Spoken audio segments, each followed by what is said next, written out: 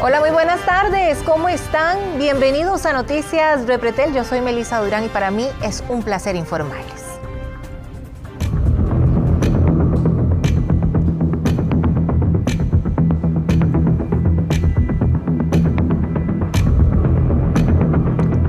Colapso desde tempranas horas de la mañana, el ingreso, incluso la salida de Cartago fue caótica. Todo esto por un lamentable accidente de tránsito que dejó a una persona fallecida, pero incluso horas después todavía las presas eran importantes. Hacemos contacto con Fabián Mesa, quien nos tiene todo el detalle. Fabián, adelante.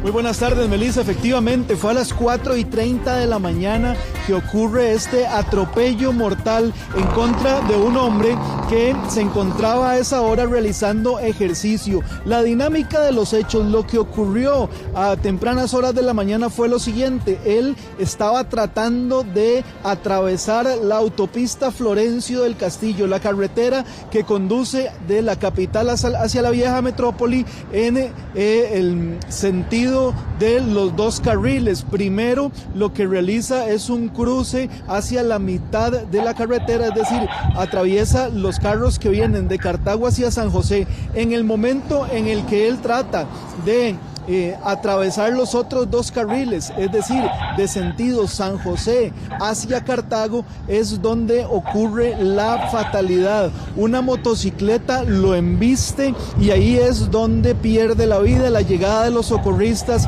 lo declaran fallecido. Algo muy importante que tenemos que puntualizar y más adelante lo vamos a escuchar y ver por parte de las autoridades del tránsito y de los testigos que estuvieron presentes a esa hora de la mañana, es que estamos hablando de un momento en el cual la visibilidad es muy poca por parte de los conductores, pero además estamos hablando de que los peatones no pueden realizar este tipo de cruces. Sin embargo, las personas que tienen sus negocios aquí, que viven muy cerca en lo que se conoce como el Alto de Ochomogo, aseguran que es una práctica usual de gran cantidad de peatones, tratar de pasar los 4 carriles prácticamente de la autopista Florencio del Castillo en momentos en los cuales está despejada, en momentos en los cuales también vienen vehículos de todo tipo conduciendo a velocidades sumamente altas, y estos son los factores que provocan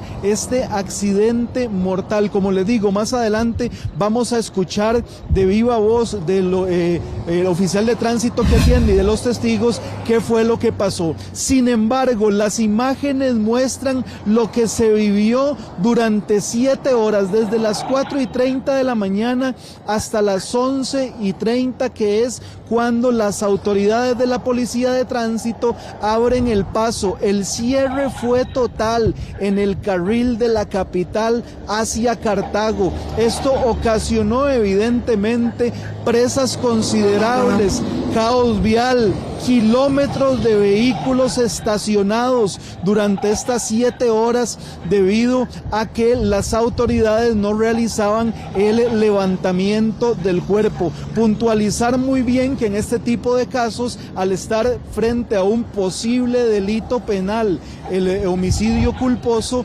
tanto el organismo de investigación judicial como la policía administrativa, la policía de tránsito, pues tienen que realizar un mapeo de toda la zona donde ocurrió este accidente, recolectar todas las evidencias, medir a dónde queda el cuerpo, cuál fue la huella de frenado, y esto evidentemente provoca que durante horas tenga que estar trabajando en los dos carriles, que tengan que privar el paso de todos los conductores, y eso genera lo que ocurrió esta mañana, pero que también hemos visto durante mucho tiempo en otros puntos del país donde ocurren accidentes fatales, y sobre todo en autopistas de alto fluido de vehículos como es esta autopista Florencio del Castillo, en la situación que ocurre durante toda la mañana y que evitó que cientos de personas pudieran llegar hacia sus lugares de trabajo,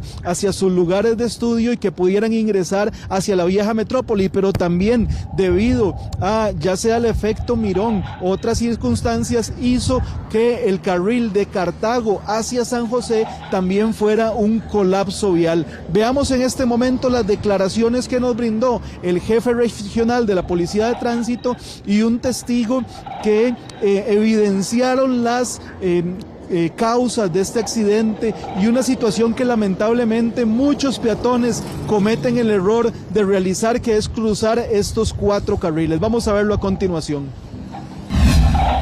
Aventurarse, el hacer uso indebido para hacer el tránsito de peatones es bastante arriesgado. Primero, a la hora en la que sucede el incidente es oscuro, hay poca iluminación, es una autopista en la que se manejan velocidades y cantidad de vehículos pues de diversos tamaños, entonces es muy riesgoso que un peatón utilice estas zonas oscuras para realizar esas maniobras. Sí, pues en realidad sí, digamos, hace poco yo puse estas cámaras aquí, yo tengo otras, pero la que puse ahorita logró apreciar más o menos el momento del suceso, donde el muchacho viene corriendo del sentido Cartago-San José, cruza por ese lado, después San José-Cartago, ahí lo recibe una moto, lo levanta, ¿verdad? Y ya después es inevitable para los camiones que vienen a alta velocidad haberlo ya terminado de atropellar.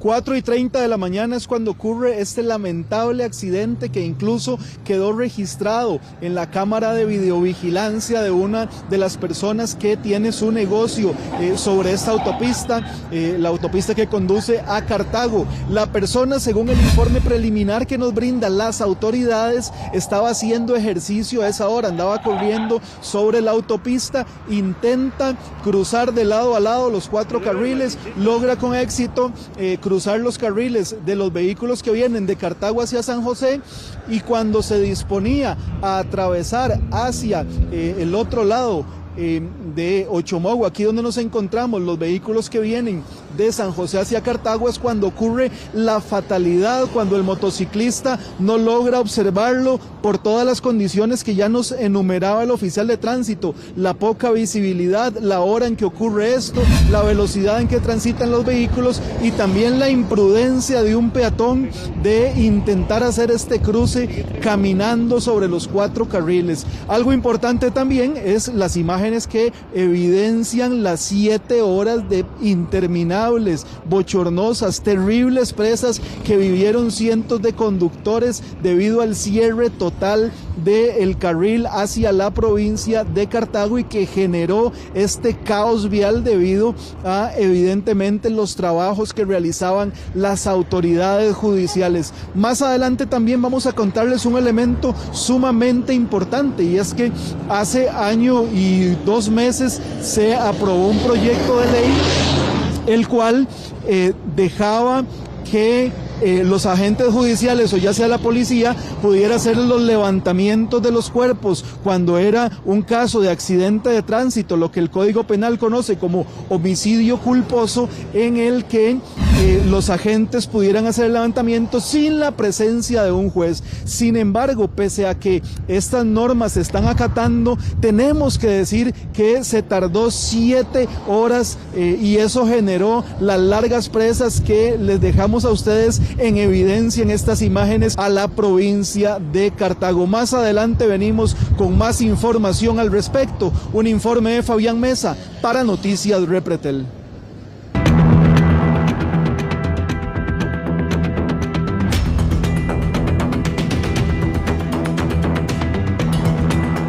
Y una vez más, un gran incendio dejó sin nada a decenas de personas en Alajuela tras barrer completamente con un complejo de apartamentos. Hernán Barrantes está en el lugar y nos lo cuenta. Hernán, ¿qué fue lo que sucedió? Adelante. Melissa, minutos antes de las 4 de la mañana fue que se dio la primera voz de alerta y estas son las imágenes registradas por los propios vecinos y afectados del momento en el que las llamas están acabando con esta estructura donde estaban 8 viviendas, 8 apartamentos y una vivienda donde habitaba la dueña incluso de este local, de este que es en pendiente. Sí, exacto, el acceso es bastante complicado, eran bastante gradas las que había que subir, ¿verdad? para salir. Yo me percaté, creo que eran pasadas las 3 de la mañana, que yo me desperté, escuchaba gritos y no sabía qué estaba pasando. En ese momento me tocó la puerta el vecino y me dijo salga porque se está quemando. Y yo agarré, salí y ya cuando, digamos, yo vine acá arriba, el apartamento de arriba viven mis papás, entonces yo le tocaba la puerta a ella porque mi mamá tiene padecimientos, ¿verdad? Entonces yo preocupada le tocaba la puerta para que ella también salieran, pero todo sucedió demasiado rápido, todo fue muy rápido. Doña Karen, importante, todas las personas que habitan acá logran salir a tiempo, sí. Sin embargo hay 3 de los inquilinos que debieron ser llevados al hospital. Sí, donde inició el juego, de hecho una pequeñita de 8 años, ella creo que tuvo quemaduras y también por el humo que era muy fuerte, entonces de hecho a la chiquita la logró sacar mi hermano y gracias a Dios fue atendida, ¿verdad? Ya creo que están bien. Y también el impacto ya cuando pasa todo y uno viene y puede ver, en mi caso me dijeron puede ver desde acá, pero no puede, ¿verdad?, bajar y ver de años de todo lo que uno construyó en años, se va en cuestión de segundos, entonces es muy fuerte, es muy impactante. Es importante mencionar que, digamos, en el caso de acá lo que vemos hacia la parte inferior, lo primero que se ve de su casa, lo que ha quedado, y prácticamente la parte que está arriba de la casa es lo que está medio dando protección, pero que no se puede acercar ahí. Sí, exactamente, que no, fueron muy poquitas las cosas que se pudieron rescatar. De igual manera, de acá no podemos pasar, y quedó inhabilitada también. Ahora, doña Karen, importante, también se nos habla de algunas mascotas que lamentablemente también fueron encontradas ya sin vida, sí, calcinadas. Sí, fue muy fuerte en el momento que yo vengo saliendo con las chiquitas, escuchar los gatos como sonaban, los gritos, de verdad que fue muy impactante. Yo tengo una hija de 8 años y ella lloraba, nosotros logramos sacar la mascota de nosotros, pero sí, los vecinos tuvieron varias pérdidas. Doña Karen, algo importante también es las personas que están en la parte más atrás, después de su casa, ellos todavía fueron los que tuvieron más complicación debido al humo y todo esto. ¿Cómo fueron esos momentos? Sí, yo, como le digo, simplemente uno escucha. Yo escuchaba gritos, cómo unos lloraban, salían. Yo subí, dejé esta puerta, la puerta de la casa de mis papás abierta porque tienen mayor acceso, ¿verdad? Para salir más rápido y en realidad todo pasa tan rápido que uno no puede como percatarse en realidad o dimensionar lo que está pasando, ya hasta el rato que ya uno ve y puede dimensionar, ¿verdad?, que fue demasiado. Nos dicen que en el caso de los inquilinos, en el caso de ustedes y incluso doña Rebeca, que es la propietaria, los están habilitando un albergue acá muy cerca en el Templo Católico. Sí, exactamente. Nosotros, ahorita nos van a tener a todos en un albergue, porque sí son bastantes familias y bastantes personas, ¿verdad?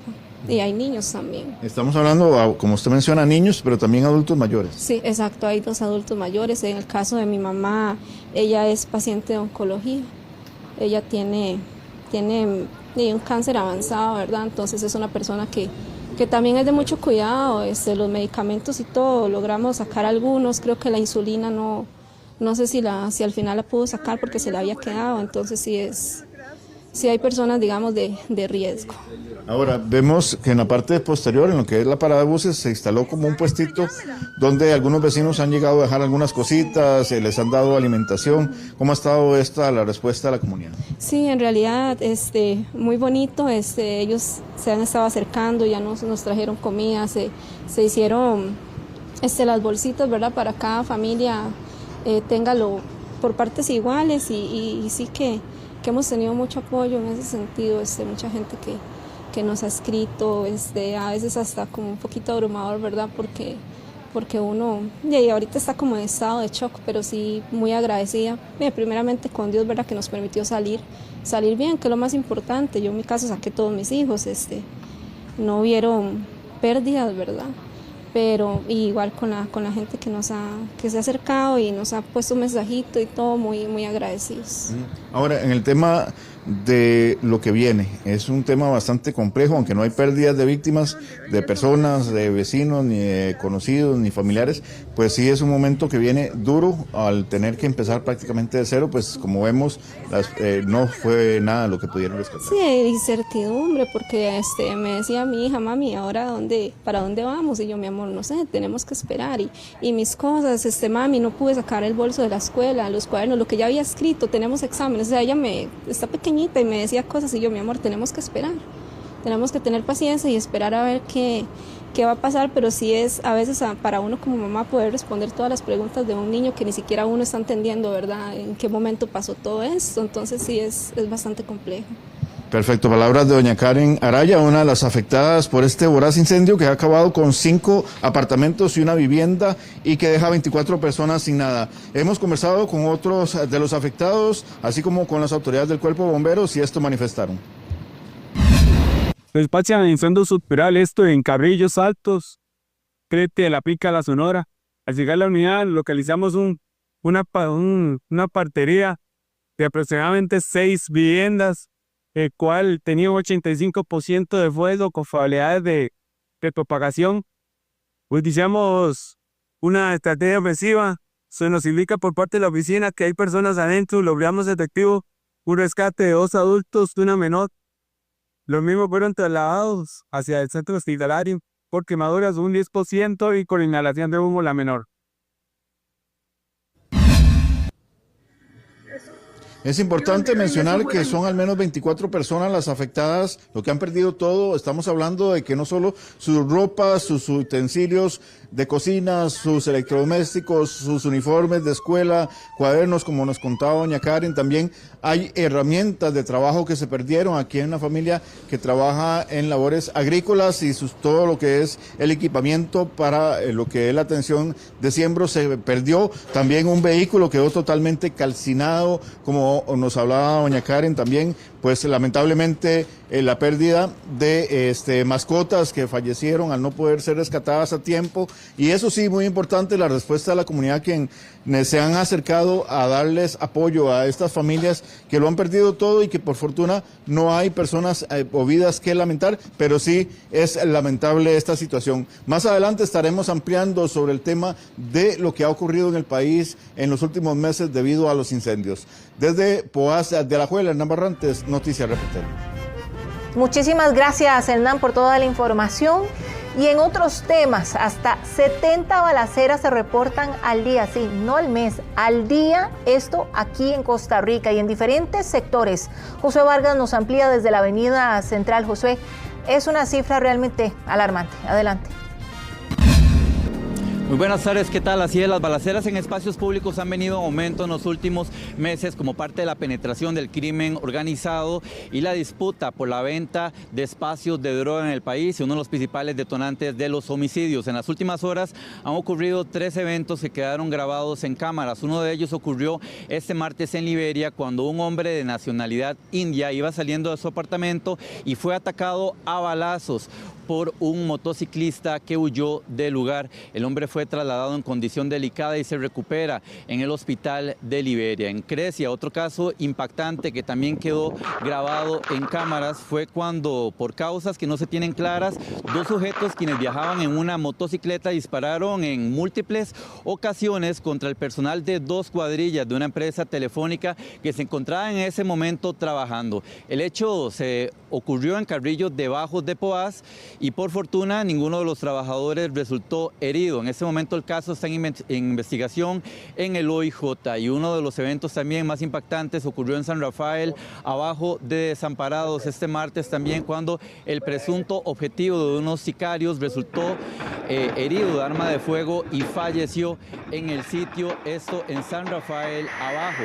Y no solo él, sino que también un peatón que iba caminando en ese momento por la zona resultó herido. Ambos fueron trasladados de emergencia al hospital San Juan de Dios. El 911 reporta hasta 70 reportes de disparos al día en todas partes del país, pero principalmente en cantones de las provincias de San José José, de Punta Arenas y de Alajuela. Estos reportes de disparos han crecido en un 40% comparado a hace 4 años. Escuchemos. Las balaceras y disparos pueden ser esporádicos o cotidianos, según donde viva, pero para muchos ya no son una sorpresa. Y uno pendiente de esto que está sucediendo en Costa Rica, ¿verdad? Y en todas partes de Costa Rica es terrible. Anda uno siempre con miedo, viendo a ver qué pasa. Si hay un señor en una parada mal puesto y uno va a recibir un balazo. No tenemos ya seguridad de nada. Sí, claro, sí se oye. Está en el lado de Tirraces, está Barrio San José, ¿verdad? Entonces ahí se puede escuchar bien. Se sabe que ese es un detonador fuerte. Los eventos con proyectil de arma de fuego se extienden a más sectores y abarcan cualquier momento del día, en sitios altamente concentrados, como en San Rafael, abajo de Desamparados, en donde además un peatón resultó herido, producto del tiroteo contra un sujeto. Sí, claro, ahí se asusta uno todavía. Ahora es en todo lado que está así fatal todo. Hoy voy para Tillo.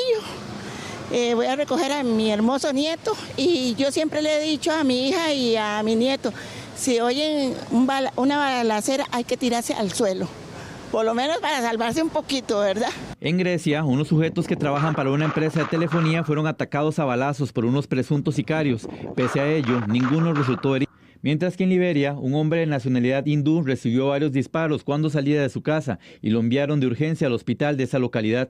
En enero se reportaron 2.055 eventos por disparos a la línea de emergencia del 911. En febrero, un poco menos en relación a la cantidad de días de ese mes, mientras en marzo ya se contabilizan 1.272 casos. Hace 4 años se daban alrededor de 50 reportes diarios. Esta cifra subió a 69 reportes por día en meses recientes. San José es la provincia con más llamadas por balaceras durante el 2025, con 1.962 eventos. Le sigue de lejos Alajuela, Punta Arenas y Limón. Al suelo. Recordemos que los disparos viajan entre 1,20 m y 1,50 m de altura, por lo cual es muy importante no correr si no has identificado la fuente de los disparos, ya que puedes sufrir un disparo accidental o de daño colateral por la espalda. Primero te agachas, luego identificas la fuente de los disparos y te mueves lo más bajo posible hacia el lado contrario de los disparos. Si voy con adultos mayores o con menores de edad o con gente que cae en histeria o se asusta, los agacho y los mantengo en el suelo mientras terminamos de identificar la fuente de los disparos y nos desplazamos. Pese al incremento de los disparos, en 2024 solo se decomisaron 61 armas vinculadas al narcotráfico, la mitad de lo que se decomisaba antes de la pandemia. Heredia y Guanacaste se mantienen como las provincias en donde hay un menor reporte de disparos al 911, sin embargo también han percibido un incremento cercano al 20% respecto a los años de la pandemia. Desde el centro de San José, esto fue un reporte de Josué Vargas para Noticias Repretel. Gracias, Josué. Más adelante regresamos con usted. Y los cartagineses tendrán, sí, nuevo hospital, eso sí, dentro de 5 años. Y mientras tanto, el Max Peralta sigue hacinado y saturado, y esto lo sufren cientos de personas, Tracy. Usted nos da todos los detalles. Así es, Melissa, muy buenas tardes. 500,000 personas, para darle el dato exacto, es prácticamente sufren día a día con la saturación que hay en el hospital Max Peralta en la provincia de Cartago. Pero bueno, hoy los cartagos amanecieron con la noticia de que por fin ya van a tener un nuevo hospital aquí en la vieja metrópoli. Estamos hablando que fue durante este martes que la Junta de Adquisiciones de la Caja aprobó construir, readjudicar este hospital para la provincia de Cartago a una empresa costarricense. Va a desarrollar esta obra. Va a ser una espera larga porque son aproximadamente 252 semanas, estamos hablando de 5 años, van a tener que esperar más los cartagos para tener ya este nuevo hospital. Lo cierto del caso es que en las últimas horas se readjudicó la construcción para que se desarrolle esta obra importante hospitalaria que han estado prácticamente pidiendo los cartagos desde hace muchísimos años. Y es que desde hace 25 años el hospital Max Peralta prácticamente que ha mantenido ya está trabajando sobre su capacidad instalada. Hoy nos decían los cartagos, bueno, habría que esperar si esto se hace realidad, si este sueño se hace realidad, es lo que nos dicen los cartagos, pero bueno, están alegres, pese a que tienen que esperar estos 5 años para que se construya este nuevo hospital. Importante también mencionar que se va a desarrollar en el Guarco, en el polémico terreno del Guarco, ahí se va a desarrollar esta importante obra de infraestructura de la Caja. Veamos. Como cartaginés la necesidad es muy grande. Lo único es que sí, ha habido mucha controversia con lo del terreno, entonces sí, al desconocer del tema, entra uno en dudas si es apto, si no es apto, pero la necesidad es tremenda en Cartago del hospital. En el Guarco va a quedar lejos, ejemplo, yo soy de Paraíso, una emergencia de Paraíso al Guarco con lo tedioso de las presas, entonces, o sea, son muchos temas que entran en controversia, pero esperando que sea lo mejor para los cartagineses. Hace tiempo lo estamos esperando, sí, claro. Hace tiempo, sí, hay bastante falta que hace, porque vea los filones que se hacen, ¿verdad? Porque no hay campo. Eso le iba a preguntar, ¿cómo es venir aquí al Hospital Max Peralta con las filas y demás? Tal vez usted nos cuenta un poquito, testimonio suyo, de amigas y demás. Sí, ahí nos cuesta mucho, pero siempre nos dan la cita, por dicha, claro, para mucho tiempo largo, ¿verdad? Bien, más adelante vamos a venir con más impresiones de los Cartagos y ya que se readjudicó este proyecto, cuántas camas va a tener, cuántos quirófanos va a tener, cómo va a ser este novedoso complejo hospitalario que ahora va a ser ya una realidad aquí en la provincia de Cartago. Esos detalles más adelante. Desde la vieja metrópoli, este fue un informe de Tracy Morales para Noticias Repretel. Muchísimas gracias, Tracy. Y en el territorio nacional cada vez es más común que veamos tiendas tipo outlet. Están prácticamente en cada esquina. Hacia donde usted vuelva a ver, hay una. Génesis Castillo nos trae más detalles sobre estos negocios. Génesis, adelante.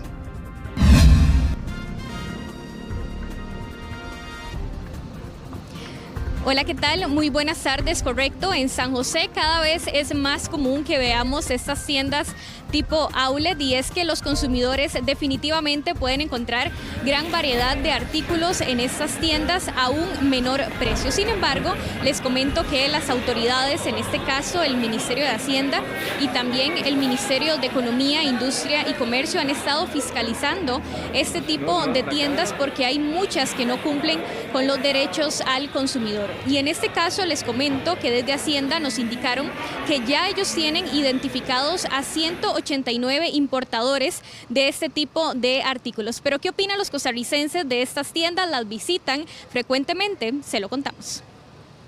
Zapatos, ropa, eso he comprado, no mucho. ¿Usted sabe si los artículos que uno compra en los outlets tienen garantía o no?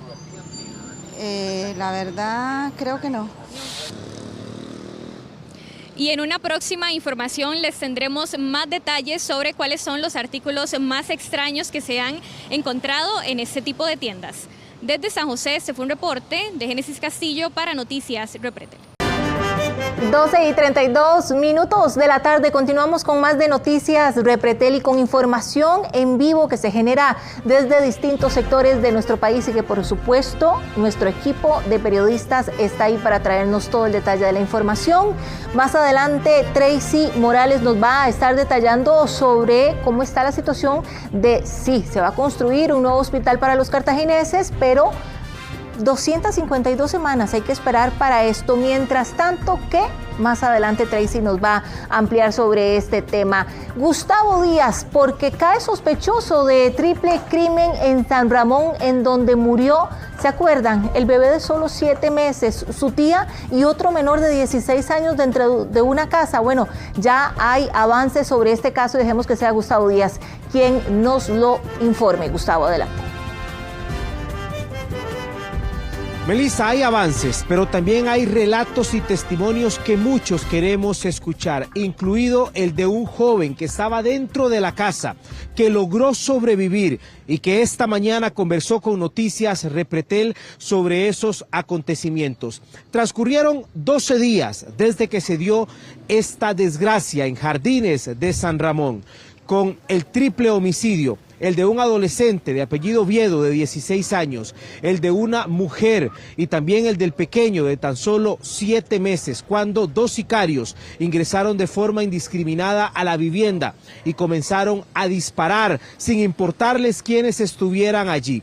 Después de que pasaron esos días, la fuerza pública y en una intensa investigación que se extendió por más de una semana, logró ayer en horas de la noche capturar a uno de los 2 sospechosos que se vinculan directamente con este tiroteo.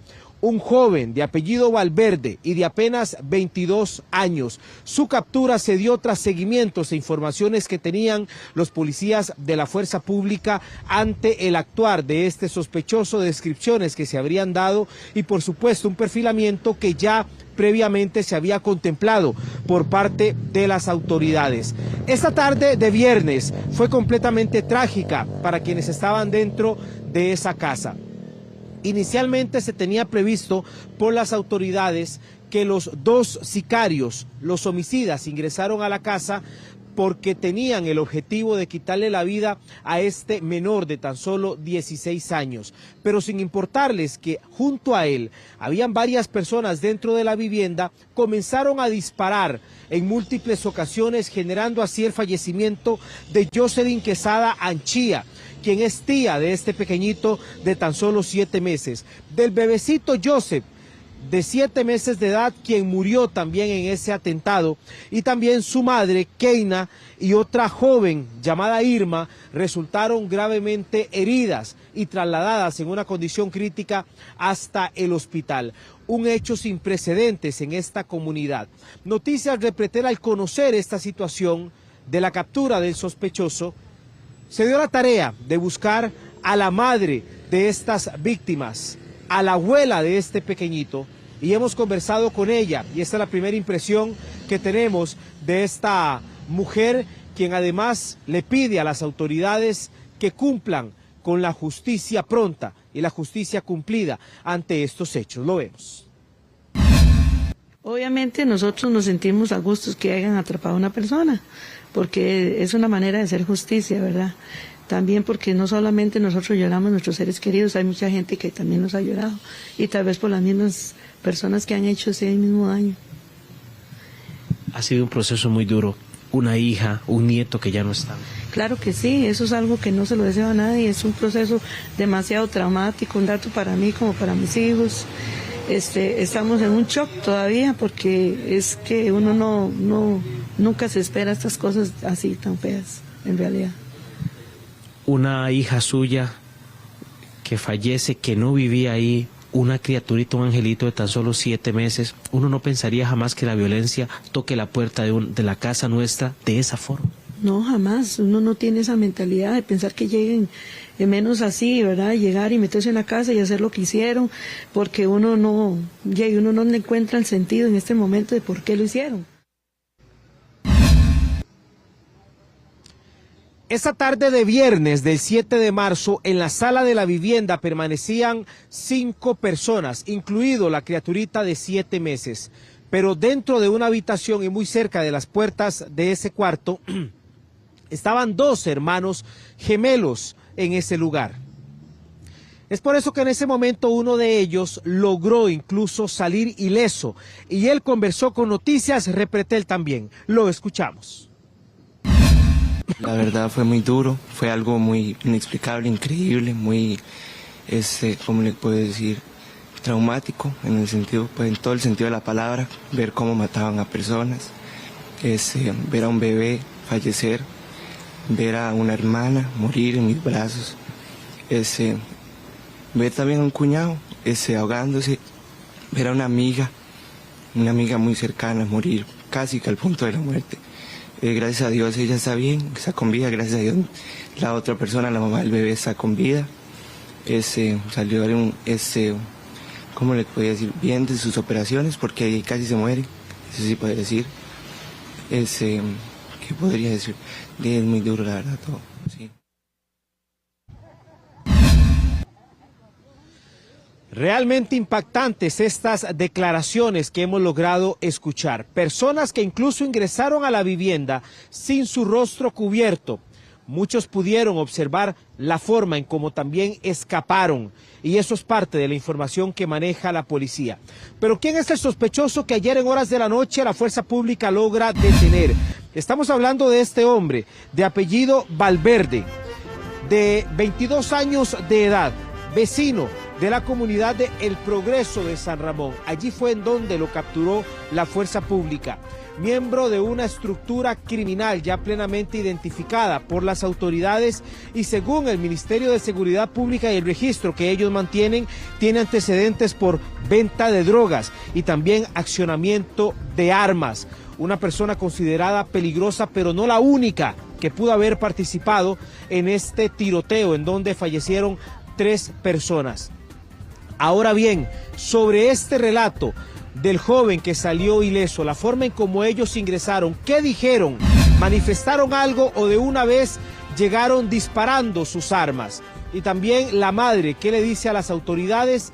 La madre de las víctimas y también abuela de este pequeñito de 7 meses. Todo eso lo vamos a ver en una segunda intervención desde la localidad de San Ramón, con esos hechos que esperemos traigan una justicia pronta ante esta situación que conmocionó a todo este cantón alajuelense. Ese reporte a esta hora de Gustavo Díaz Parrales para Noticias Repretel. Y volvemos con más porque el nuevo hospital de Cartago entrará en operación en 252 semanas. Mientras tanto, los pacientes seguirán, eso sí, con serias limitaciones en la prestación de los servicios en el Max Peralta. Tracy Morales nos amplía. Tracy, adelante.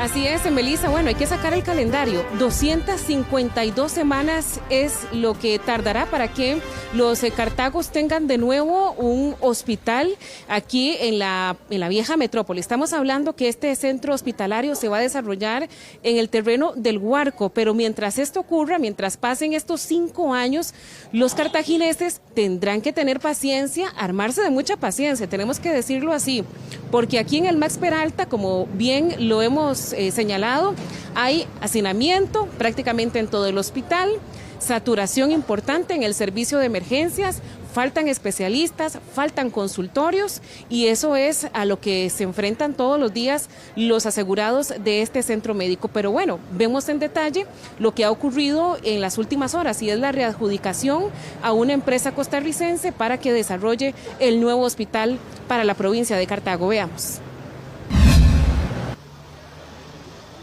El nuevo hospital para la provincia de Cartago ahora sí será una realidad. La obra se construirá en el polémico terreno del Guarco. A lo que tengo entendido, por lo poco que me he enterado, es un terreno que no es hábil. ¿Cómo van a hacer un gasto ahí en un terreno donde realmente deberían ser conscientes y hacer un buen hospital? En un buen terreno. Tendrá 434 camas, 10 quirófanos y consulta externa con todas las especialidades médicas en un complejo de 6 edificios. Sí, yo creo que para todos los cartagineses es una noticia que nos tomó de sorpresa, pero esperemos que así, como hemos esperado tanto tiempo, ¿verdad?, sea una realidad. La Caja readjudicó la obra a la empresa que estaba en segunda posición para el proyecto, Vanderlat y Jiménez S.A. Pero a pesar de que ya tiene luz verde, los cartagineses tendrán hospital hasta dentro de 252 semanas. Eso equivale en promedio a 5 años. Sinceramente han sido muchos años, mucha la afectación en la salud de las personas que se han complicado porque la atención llega tarde, porque el hospital no tiene las condiciones para atender dignamente. Algunas de las razones de peso para que la Junta de Adquisiciones de la Caja readjudicara la obra hospitalaria destacan las serias limitaciones que enfrenta actualmente el Max Peralta. Repasamos algunas: hacinamiento, deficiencias en la ventilación, faltan consultorios y salas de espera, saturación en emergencias, sobreocupación, aumentando los tiempos de espera de los pacientes. Sí me parece bien que hagan ese hospital.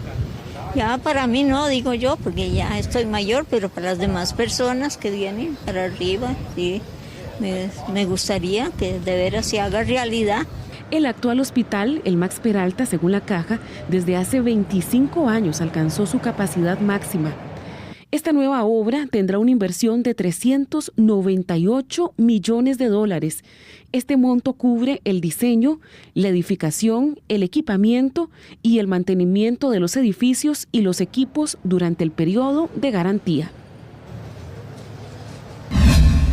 Bien, y cerramos lamentablemente con un dato que no es para nada alentador, pero es que según datos de la Caja Costarricense de Seguro Social, este centro médico, el Max Peralta, en las últimas semanas ha reportado, por ejemplo, saturación que son cercanas al 300% en el servicio de emergencias. Estaremos dando seguimiento a este tema. Este fue el reporte de Tracy Morales para Noticias Repretel. Muchísimas gracias, Tracy. Y con una manifestación en las afueras de Casa Presidencial, las madres de familia y encargados también de las redes de cuidado solicitan al gobierno frenar los cambios, sobre todo en los subsidios de los menores de edad. Rodrigo Guevara nos amplía desde Zapote. Rodrigo.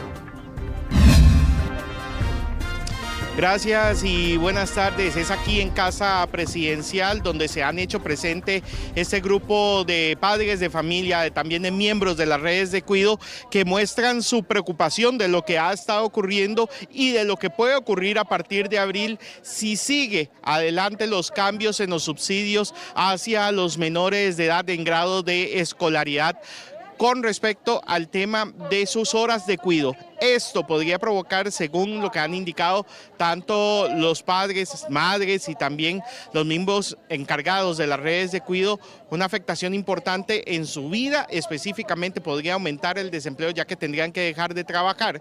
Y segundo, los más afectados, que son los niños. Acá hay diputados incluso que se han hecho presentes a esta manifestación en las afueras de Casa Presidencial, pero los vamos a dejar con una información que resume todo lo que ha estado pasando en torno a este tema.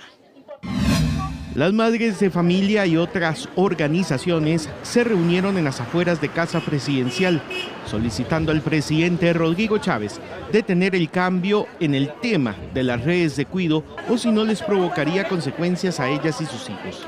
Las consecuencias serían muy fatal, ¿verdad? Porque en mi caso soy mamá de 3 chicos, ¿verdad? Entonces, el rebajar la jornada, ¿verdad? Eso significa que yo tengo que dejar de trabajar para dedicarme a mis hijos, ¿verdad? Entonces, ¿cómo voy a trabajar? Yo soy empleada doméstica y salgo de una casa para otra casa. Y estoy súper satisfecha en la guardería porque sé que mis hijos están muy bien cuidados y me ayudan en cuanto a la educación, porque yo creo que Costa Rica ha retrocedido bastante en educación. Entre las peticiones se encuentra la revocatoria de la resolución de Limas, pago completo y continuo de las redes de cuidado, creación de más centros infantiles, entre otros.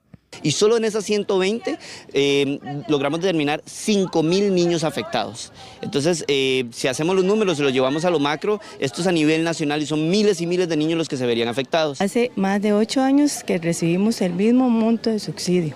Ahora pretenden hacer un aumento fantasma basado en situaciones no reales.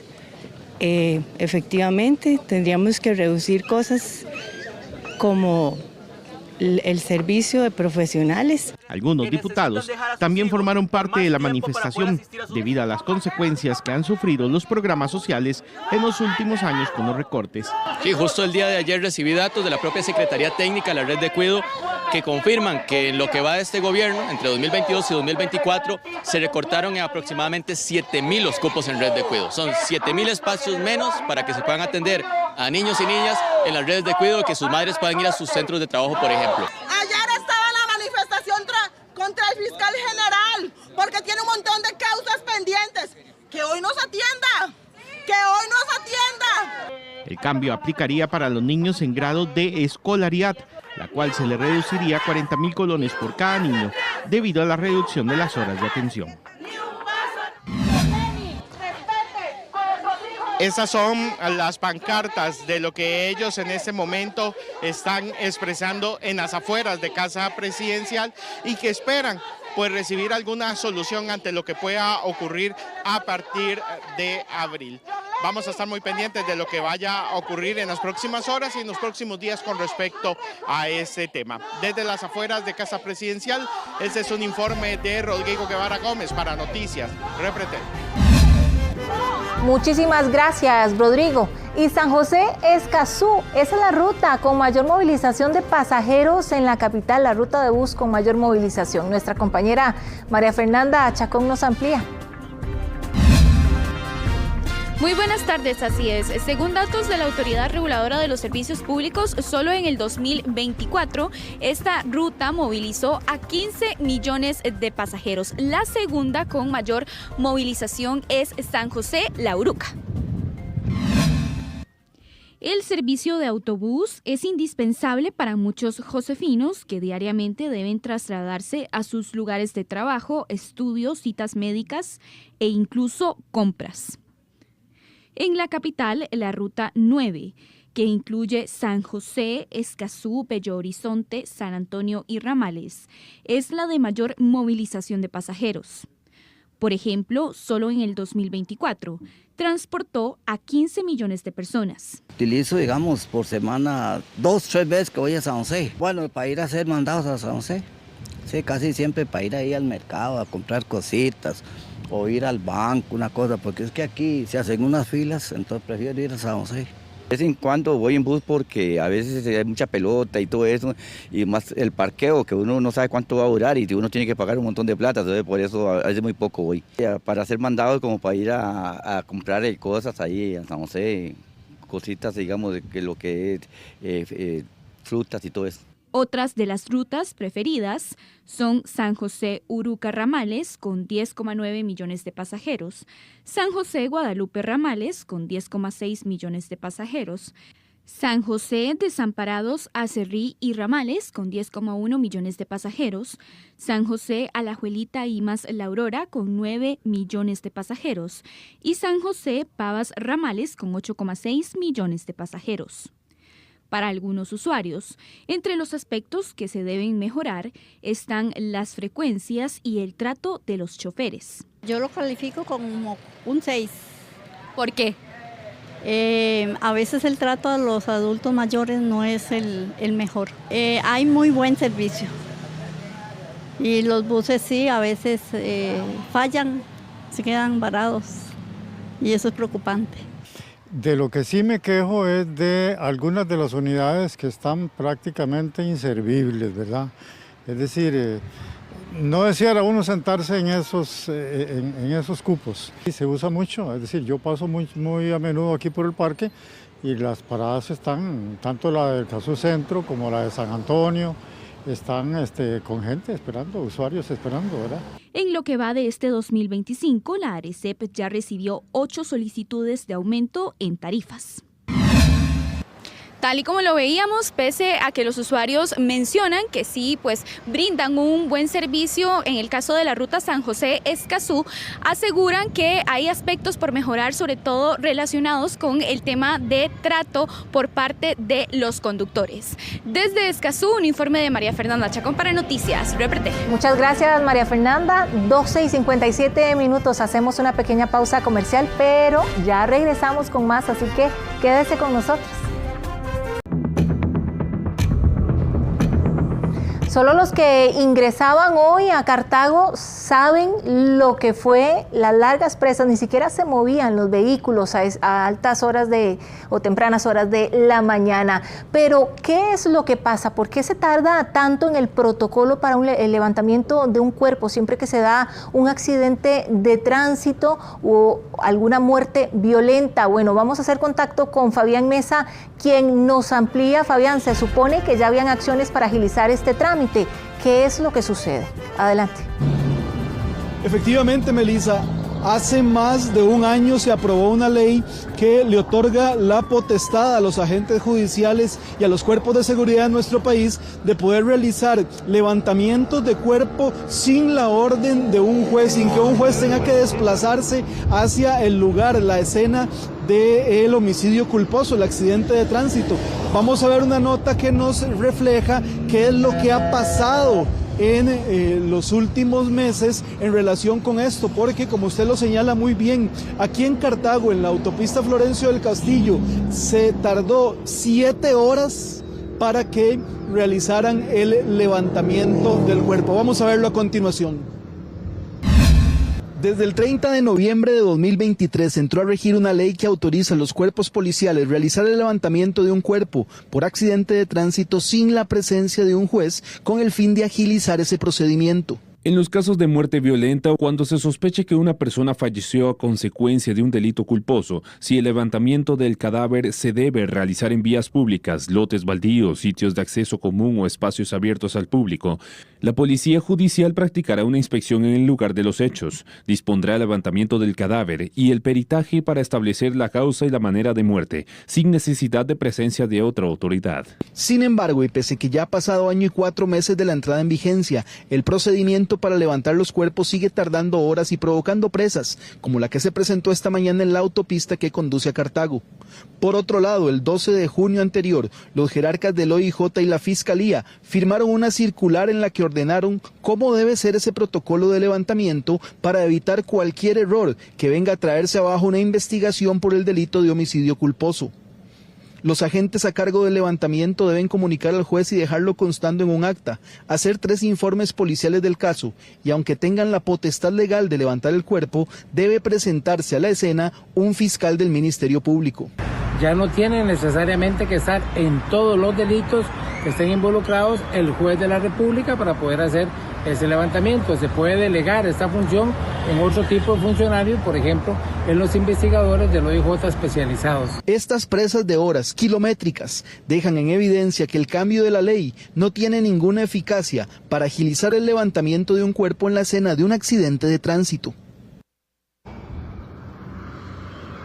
Un colapso total fue lo que se vivió esta mañana durante 7 horas en el ingreso a la provincia de Cartago, pese a que ya se había pasado esta ley y que está vigente, la cual le otorga la potestad, como decimos, a los agentes judiciales. Sin embargo, ahora no hay que esperar al juez, ahora hay que esperar al fiscal. Un informe de Fabián Mesa para Noticias Repretel.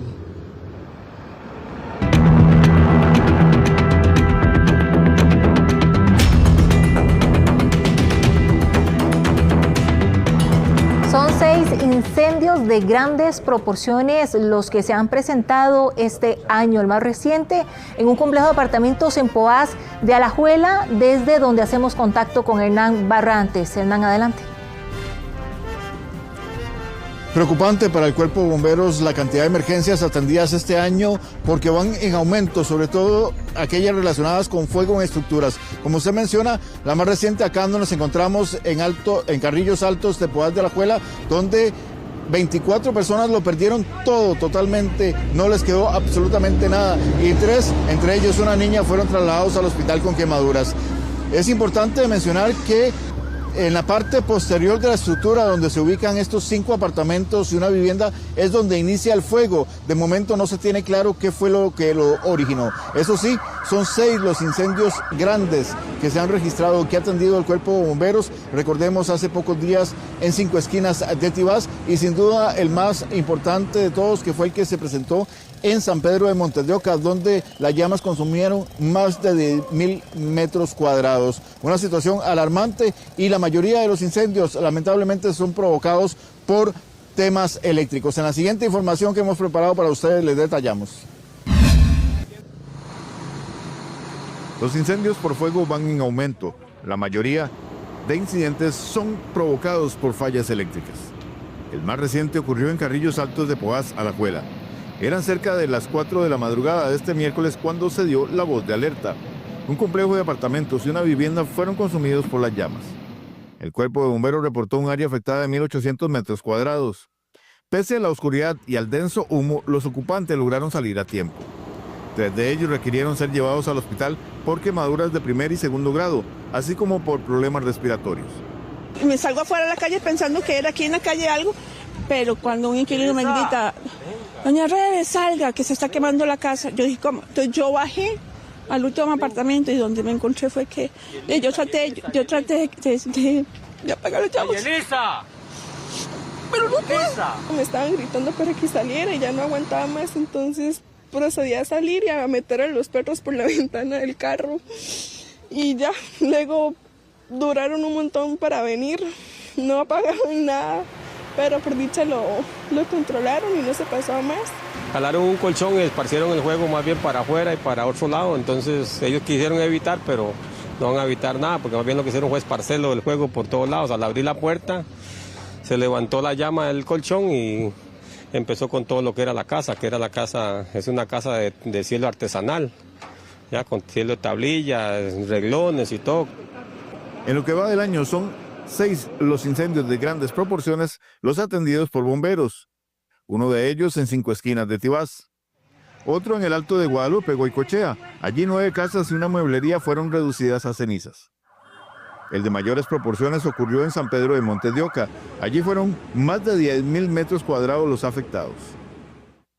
En el año son 227 los incendios atendidos por bomberos en estructuras, la mayoría de ellos en San José, 64. Alajuela registra 40.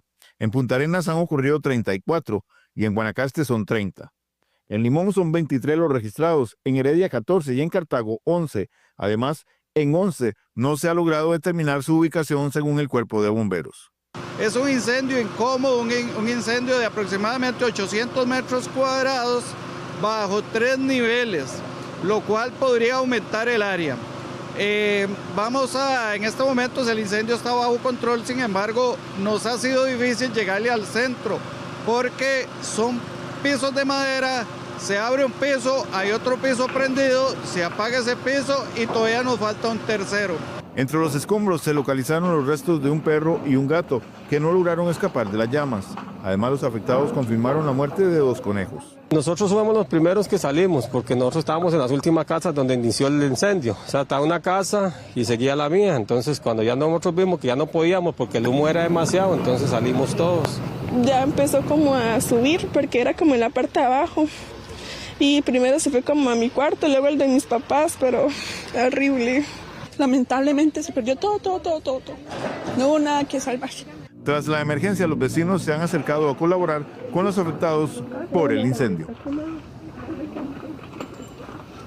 Es importante mencionar un dato un poco particular que se ha registrado acá, y es que hoy exactamente, pero hace 19 años, a unos 150 metros de acá se presentó otro incendio importante, propiedad de la misma dueña, y en ese momento también hubo pérdidas millonarias, así como también el incendio de un vehículo que quedó totalmente reducido. Hoy parte de estas víctimas de hace 19 años son las afectadas este mismo día, así que pues es una situación preocupante para ellos, ya que tienen que levantarse nuevamente después de 19 años.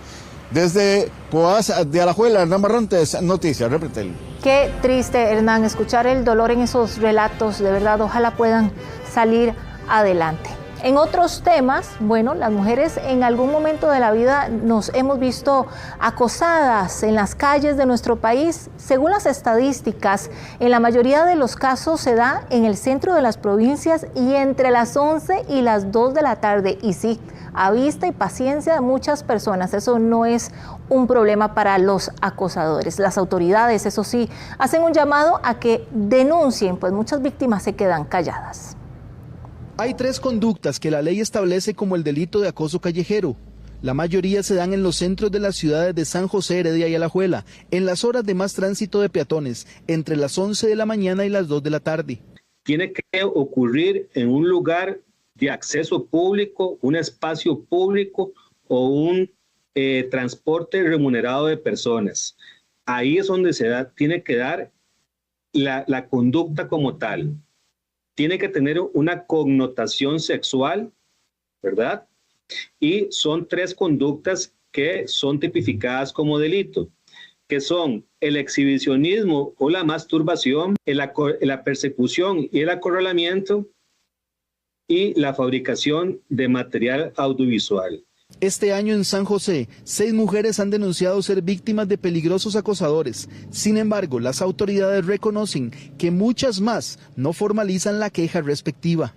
Desgraciadamente se normalizó la situación, ¿verdad? Como si no fuera absolutamente nada lo que estuviera pasando, pero la ley llega a modificar esta situación, ¿verdad?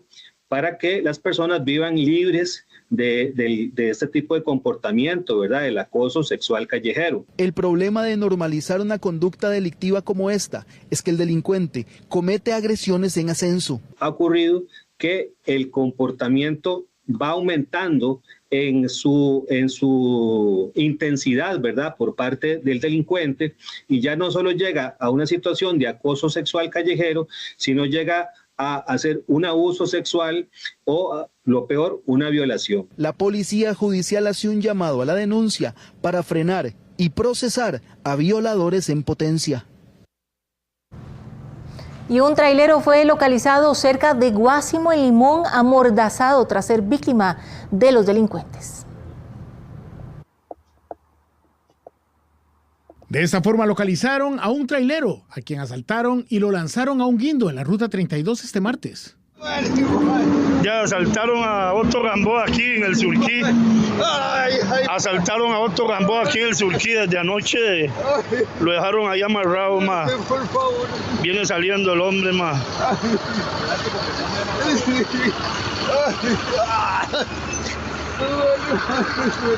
Viene saliendo el hombre, ma. Cuidado lo corta, pa. Cuidado lo corta, ma.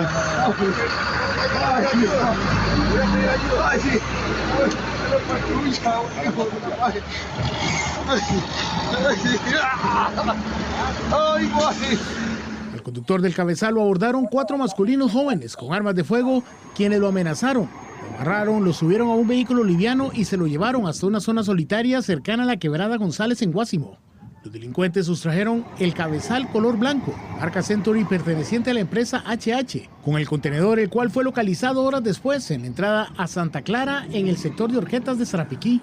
Este tipo de situaciones vienen presentándose constantemente, y eso tiene atemorizados a los conductores, que deben tomar medidas para evitar ser víctimas de la delincuencia. Todos tenemos esa inseguridad y esa incertidumbre, ¿verdad? Quien no sabe estar en la calle y luego sabe que irá a parar, iría a la carretera, todo ese asunto. Y con respecto y relación a los robos, pues ahí es algo inevitable. Hay obviamente mucho malandrín en la calle, mucho maleante. Precisamente la ruta 32 y la ruta 27 en los alrededores a Orotina son de los puntos donde más se presentan robos de contenedores.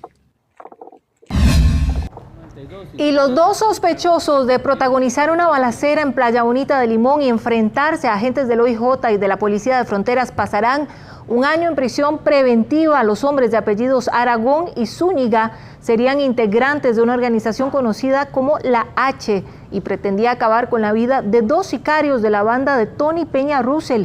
Un oficial de Fronteras permanece en estado delicado en el hospital Tony Facio.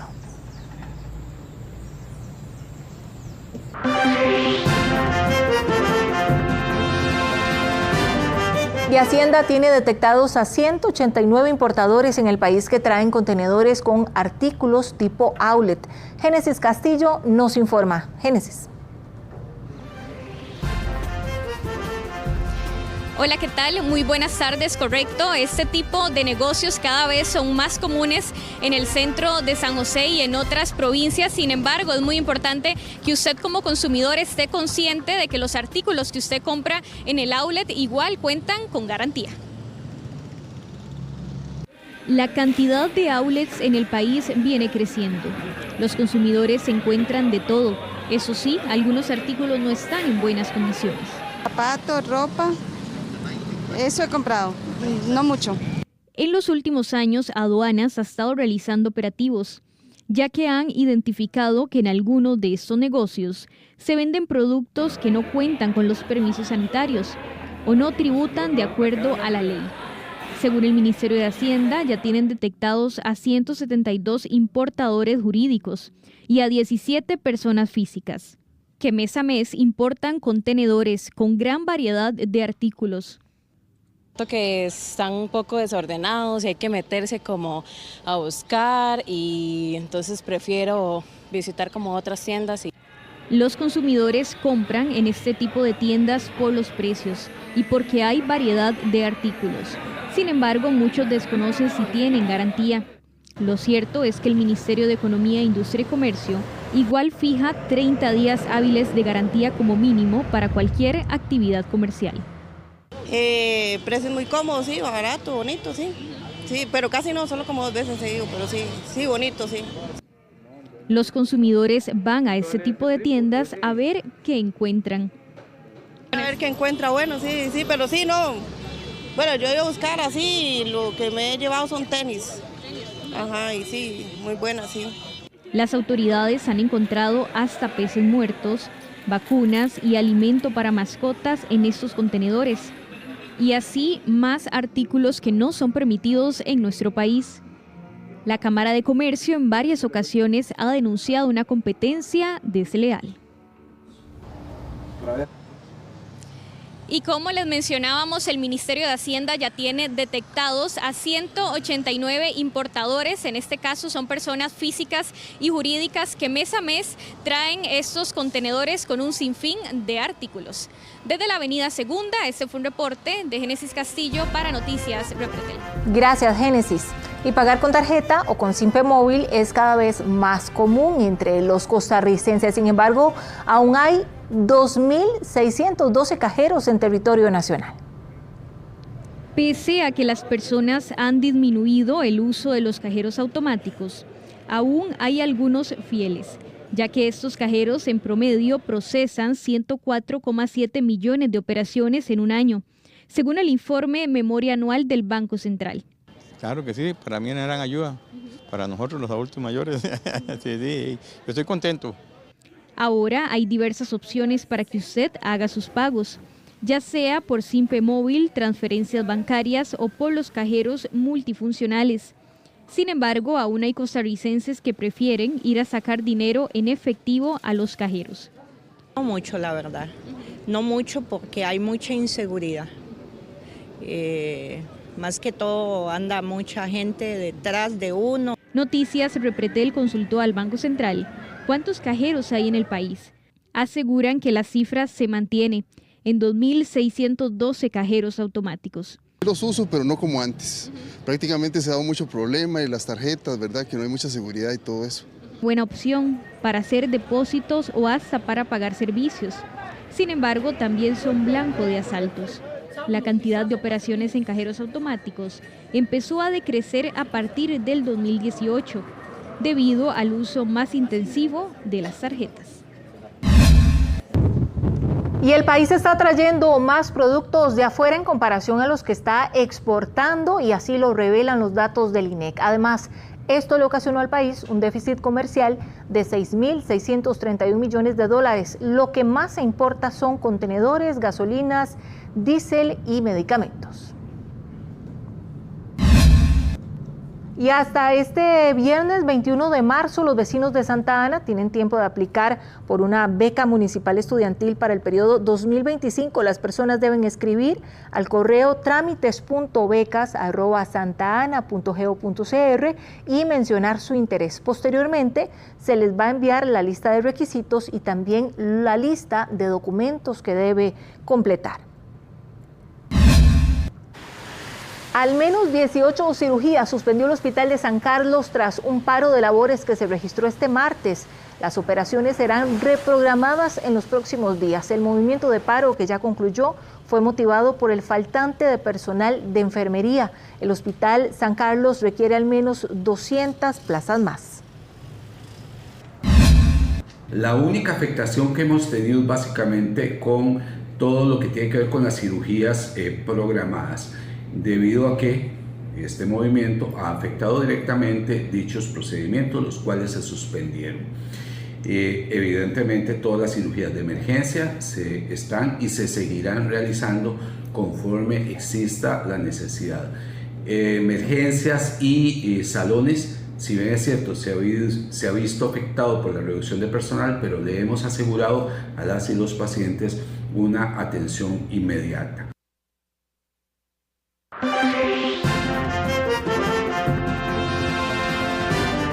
Y uno de los jóvenes que sobrevivió al atentado en donde mataron a 3 personas, incluido un bebito de solo 7 meses, conversó con Noticias Repretel. Esto tras la captura de uno de los sospechosos de este homicidio la noche de este martes. Gustavo Díaz nos amplía. Gustavo. Melissa, y es que la policía tiene plenamente identificadas a estas dos personas, al menos los que llegaron directamente a ejecutar los disparos hasta la vivienda el pasado 7 de marzo y en donde asesinaron a 3 personas, incluido esta criaturita de 7 meses. Tras la noticia de que ya la fuerza pública logró poner tras las rejas a uno de estos sospechosos el día de ayer en la noche, tras su captura en Barrio El Progreso, acá en San Ramón, Noticias Repretel conversó tanto con una de las víctimas que en ese momento logró salir ileso del tiroteo, como también con una madre dolida y abuela también de esta criaturita que fue asesinada y una de las tías de las víctimas, quienes por supuesto están pidiendo que se pueda hacer por parte de la policía todo lo necesario para poder dar con el otro sospechoso que hace falta. 12 días pasaron desde que ocurrió la tragedia del ataque en Jardines de San Ramón. Allí asesinaron dentro de una vivienda a 3 personas, creando conmoción total en toda una comunidad. La tarde del viernes 7 de marzo las víctimas fueron un adolescente de 16 años de apellido Oviedo, pero también una de las ocupantes de la casa, Jocelyn Quesada Anchía, y su sobrinito, el pequeño Joseph, de tan solo 7 meses de edad. Además quedaron heridas Keina, la mamá del bebé, con 2 disparos, pero también Irma, una amiga de la familia que estaba dentro de la casa. Tras más de una semana de operativo intenso, la Fuerza Pública de San Ramón logró capturar la noche de este martes a uno de los sospechosos del triple homicidio. Se trata de un hombre de 22 años y de apellido Valverde, quien fue capturado en el sector del Progreso, también en San Ramón. A él lo vinculan como uno de los participantes en el tiroteo y de haber accionado directamente una de las armas dentro de la vivienda. Sí sentimos un poco de alivio, ¿verdad? Aunque eso no va a ser suficiente, ¿verdad? Por las pérdidas que tuvimos, sobre todo el bebé. ¿Cómo ha sido digerir todo eso? Bueno, en realidad es bastante doloroso. Son cosas que uno no espera, que son noticias que se la dan a uno de pronto, de una tragedia tan fuerte como esta. Y esto no va a dejar de doler, ¿verdad? Porque esto es impactante para la familia. Según el perfil que tiene la policía del sospechoso, el hombre de apellido Valverde, de 22 años, es vecino precisamente del Progreso y miembro de una estructura criminal. Tiene antecedentes por venta de drogas, pero también accionamiento de armas. Para la madre y abuela de los fallecidos, el trauma es mayor. Mi hija en ese momento estaba ahí en una recuperación de una operación, mi otra hija llegó a pasear con el bebé, ella siempre llega y cuando está toda la familia unida siempre le gusta estar ahí, ¿verdad? Y llegar y hacer eso así fue para mí eso es un trauma, ¿verdad? Y todavía no he salido del shock. Dentro de la casa, al momento del ataque, 2 personas lograron salir ilesas. Uno de ellos, hermano y tío de las 2 víctimas mortales, describió a Noticias Repretel lo que sucedió. No, ellos no se humanizaron. Ellos apenas entraron empezaron a sonar las balas. ¿No les importó quién estuviera? No les importó quiénes estuvieran, ninguno. Nada, no le importó a nadie. Todos los que estaban en la sala fueron baleados. ¿Personas con el rostro cubierto, vestidas como? No, personas con el rostro descubierto, vestidas con suéter y con buzos. Lo que yo escuchaba eran como si le estuvieran pegando una chancleta contra el piso. Yo volteé y sin remediar empezaron a disparar a todos sin decir nada. Solo se escuchaban los gritos de mi hermana.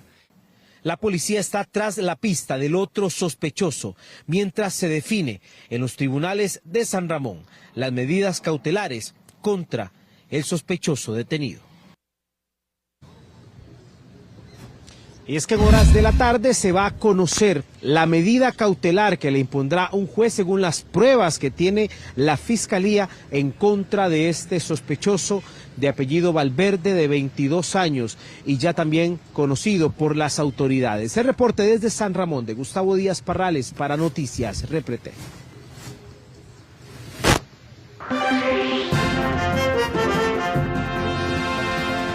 Información de última hora porque el volcán Poás ha registrado importante actividad en las últimas horas. Hacemos contacto con nuestro compañero Josué, esta sala de redacción, porque también las autoridades reaccionan ante esto. Josué, adelante. Muy buenas tardes, así es, Melissa. Noticias de última hora del volcán Poás, y es que en las últimas 24 horas se han registrado cerca de 200 eventos sísmicos en el cráter del Poás. El día de hoy alcanzó el doble de eventos que había registrado el pasado 5 de enero, cuando se registró un pico de sismos en este volcán. Además, se percibe una amplitud en los sismos adentro del cráter. Esto conlleva a un mayor riesgo de erupciones que podrían impactar la zona de visitación en este importante parque nacional, emanando más ceniza, gases y expulsando rocas. Esta situación podría motivar a las autoridades, en este caso el SINAC, que es el ente rector, a tomar una medida más drástica en cuanto a la visitación. Ya la semana pasada se había clausurado el Parque Nacional Volcán Poás durante unos días y posteriormente se reactivó la visitación con mayores controles. Además, el OFSICORI de la Universidad Nacional, que es quienes están haciendo este reporte, observan una disminución más prolongada en el nivel del lago nuevamente, por lo cual prevén que este lago del cráter se seque por completo a mediados de abril si sigue esta tendencia. La ceniza y el olor a azufre ha estado presente también en los últimos días ante el aumento de erupciones y la emanación de gases, los cuales se han desplazado al sur y al oeste, impactando comunidades de Occidente. Recapitulamos, la actividad sísmica del volcán Poás incrementó en las últimas 24 horas con más de 200 eventos sísmicos en este parque nacional. La información de última hora que le tenemos desde nuestra sala de redacción. Un reporte de Josué Vargas para Noticias Repretel. Muchísimas gracias, Josué, por toda la información. Nosotros continuamos con más, y es que en el sector de Cinco Esquinas de Tibás, los socorristas realizan el rescate del cuerpo de un hombre que estaba en el cruce de un río. Esto en Tibás, como les adelantaba. Se trató de un lugar muy difícil acceso, por lo que se requirió equipo vertical de cuerdas y también personal especializado en este tipo de rescates verticales. Cuando lograron bajar, se encontraron con el hombre, pero lamentablemente ya no había nada que hacer. Ya se encontraba sin signos vitales. La Cruz Roja Costarricense, hacia las 11 de la mañana, recibe la alerta de un hombre en el cauce del río, el mismo inconsciente. El mismo se despacha a unidad básica del sector, en el sector de Tibás, Cinco Esquinas. Los compañeros confirman un masculino, el mismo inconsciente, un cauce del río, mismo difícil acceso. Por ello se hace el despacho de unidad de rescate, unidad de soporte vital avanzado de vida y unidad de operaciones. Al llegar al lugar se realiza equipo vertical para ganar acceso hacia el paciente. El mismo se confirma, mismo sin signos vitales, a la parte de un cauce del río. El mismo se hace la extracción y se entrega hacia las autoridades competentes. 1:41 y continuamos con más de Noticias Repretel. En solo un mes de que comenzara el curso lectivo, ya 1000 menores han recibido atención por alguna lesión en los centros educativos. Jesús Chacón nos amplía. Jesús, adelante. Melissa, ¿qué tal? Muy buenas tardes. Esa cifra que usted indica, si lo hacemos por día, son 33 menores que han tenido que ser atendidos en este primer mes de inicio del curso lectivo por diferentes situaciones, donde la mayor cantidad de lesiones se presentan en los centros educativos del país. Los accidentes de los niños en centros educativos pasan muy seguido, debido a los juegos y diferentes actividades que ellos realizan en el lugar. En el primer mes de inicio del curso lectivo, 33 menores al día han requerido atenciones por alguna lesión que han sufrido, ya sea en la escuela, colegio o fuera de ella. Los padres de familia emiten algunas alertas que realizan para evitar que sus hijos sufran golpes en estos lugares. Lo que más le digo es como que no corra, que las gradas las baje despacito, que tenga mucha prevención. Bueno, yo creo que sí es importante. Bueno, yo a él por lo menos siempre le digo que tenga cuidado cuando corre, que tenga cuidado con las gradas, ¿verdad? En los baños, que se resbale, que haya algún charco de agua o cosillas así. Y también, bueno, nosotros le tenemos una póliza por aquello de un accidente también. Los bajamos de la escuela con mucha delicadeza y nos fijamos que cuando ellos caminen, ¿verdad?, no tengan ningún tropiezo y que no tengan ninguna grieta en la acera, ¿verdad?, para que ellos no se tropiecen ni se caigan son medidas que se usan para los niños, más ellos que están tan pequeños. Las lesiones más comunes reportadas son caídas, torceduras de tobillo, golpes en los dientes, fracturas de extremidades y en algunos casos mordeduras de perros o culebras. El Instituto Nacional de Seguros contabilizó 300.000 estudiantes respaldados con esta póliza, donde el requisito principal deberá ser estudiante de algún centro educativo reconocido por el Ministerio de Educación Pública o el CONESUB. Este es un seguro que brinda cobertura médica en caso de un accidente, así como diferentes servicios de asistencia. Este es un seguro donde todos los estudiantes van a estar protegidos dentro del centro educativo, así como fuera de este, 24/7, los 365 días del año. Durante el 2024, esta entidad indemnizó con este seguro a más de 51.000 estudiantes de diferentes edades que sufrieron algún accidente. Y es que del total de estudiantes inscritos en colegios públicos y privados, solo 300.000 cuenta con una póliza para accidentes en los centros educativos. Sin embargo, las escuelas y colegios están implementando diferentes sistemas para tener prevención en estos lugares donde mayoritariamente se presentan estas afectaciones a los menores. Desde San José, un informe de Jesús Chacón para Noticias Red Pretel. Muchísimas gracias, Jesús. Pasamos a otros temas. ¿Usted conocen los aguaceros cafetaleros? Bueno, es lo que se espera para la próxima semana, pero ¿de qué se trata? Veamos. Las lluvias en plena época seca seguirán sorprendiendo a muchos costarricenses. A mediados de marzo es usual que ocurra un fenómeno conocido popularmente como los aguaceros de los cafetaleros. Los mismos afectan principalmente a sectores del Pacífico y el Valle Central. Normalmente este fenómeno se presenta para el 19 de marzo, Día de San José, aunque en esta ocasión llegarían hasta la próxima semana. Con respecto al aguacero de los cafetaleros, estos se dan en la segunda quincena de marzo. Es unos aguaceros que se suelen generar en el Valle Central y algunos puntos del Pacífico, y pues los agricultores en este caso pues lo manifiestan o lo generan, ¿verdad? Que favorece la floración de esta planta de café. Y se estima sí que haya un aumento en la humedad contenida en el ambiente, particularmente hacia el fin de semana e inicios de la próxima semana. Este aumento en la humedad también traería algunas lluvias en otros puntos del país durante el fin de semana.